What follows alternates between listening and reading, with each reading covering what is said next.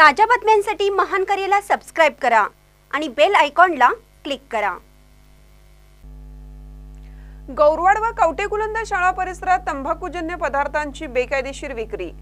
शिरोळ तालुक्यातील गौरवाड व कवटेकुलंद येथील जिल्हा परिषद शाळेच्या परिसरामध्ये अनेक पान टपऱ्यांमध्ये गुटखा व तंबाखूजन्य पदार्थांची खुलेआम बेकायदेशीर विक्री होत असल्याने याला ग्रामपंचायत प्रशासनासह स्थानिक शालेय शिक्षण समिती जबाबदार आहे।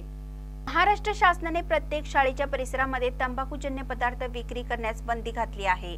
मात्र शासनाच्या या योजनेचा बोजवारा उडाल्याचं चित्र शिरोळ तालुक्यातील गौरवाड व कवटेकुलंद येथील शाळा परिसरामध्ये आहे। येथील प्राथमिक शाळेच्या परिसरामध्ये शाळेच्या कंपाऊंडला लागूनच तंबाखूजन्य पदार्थ विक्री करणाऱ्या पान टपऱ्या सुरू असून येथील ग्रामपंचायत प्रशासन व स्थानिक शालेय शिक्षण समितीने तात्काळ तंबाखूजन्य पदार्थ विक्री करणाऱ्या पान टपऱ्या हटवणे गरजेचे बनले आहे। तसेच येथील ग्रामपंचायत प्रशासनासह शालेय शिक्षण समितीने संबंधित पोलीस ठाण्याला कळवून आपल्या गावातील पान टपऱ्यांमध्ये होत असलेली बेकायदेशीर तंबाखूजन्य पदार्थाची विक्री थांबवावी अशी मागणी पालकातून पुढे येत आहे।